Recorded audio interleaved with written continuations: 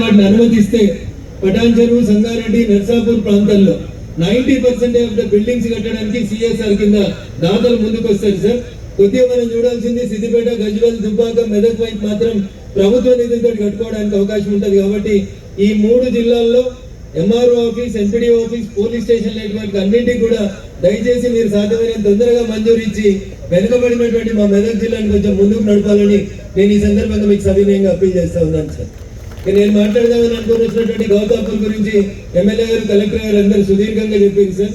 ధరణి వచ్చిన 10 సంవత్సరాల నుంచి వాళ్ళకి రైతు బీమా లేదు, రైతు బంధు లేదు, పాస్బుక్ లేదు. వాళ్ళంతా కూడా ట్రైబల్ సార్, గిరిజన బిడ్డలు తిరిగి వేసారు. ఇటీవల కలెక్టర్ గారు కొంచెం చొరవ తీసుకొని గౌతాపూర్కి వెళ్ళి వాళ్ళని సంధాయించిన తర్వాత ఆర్ఎస్ఆర్ ఎక్స్టెన్షన్ మరొక 150 ఎకరాలకి పెంచుతామన్న తర్వాత ఈ రోజు ఈ సమావేశ మందిరంలో గిరిజన బిడ్డలందరూ కూడా శాంతియుతంగా ఉన్నారు. ఆ సమస్యకి మీ ద్వారా ఒక ముగింపు లభిస్తుందని చెప్పి మేము ఈ సందర్భంగా ఆశిస్తా ఉన్నాం సార్. ఇకపోతే మా అంజిరెడ్డి గారు, ఎమ్మెల్సీ గారు, పటాన్ చెరువుకి ఆర్టీఓ కార్యాలయం మంజూరైంది, ఆర్టీఓ ఆఫీస్ లేదని చెప్పింది సార్. అదే రకంగా రామాయణపేటకి కూడా ఆర్టీఓ ఆఫీస్ మంజూరు చేసింది సార్. ఎన్నికల కంటే 15 రోజుల ముందు ఆర్టీఓ ఆఫీస్ తీసుకొచ్చి ఒక కిరాయింట్లో పెట్టింది సార్. రామాయణపేట కూడా ఒక ఆర్టీఓ కార్యాలయం, కొత్త భవనం కావాలి సార్. అదే రకంగా పటాన్ చెరువు కావాలి సార్. నేను గతంలో మీకు గుర్తుండే ఉంటుంది సార్, నేను దుబ్బాక నుంచి శాసనసభ్యునిగా ప్రాతినిధ్యం వహించిన సార్. 365 రోజులు ఆర్టీఓ కార్యాలయం దుబ్బాకలో కావాలని ఒక లాంగ్ పెండింగ్ డిమాండ్ ఉంది సార్.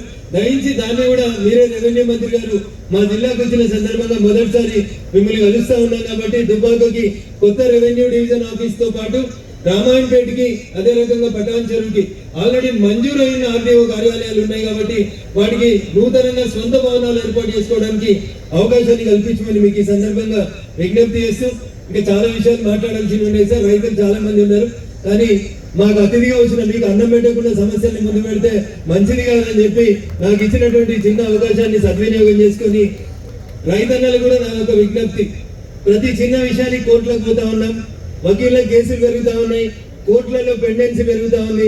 ఈ దేశంలో సుమారు 5 కోట్ల కేసులు సుప్రీంకోర్టు దాకా పెండింగ్ ఉన్న కేసులు 5 కోట్ల కేసులు పెండింగ్ ఉన్నాయి.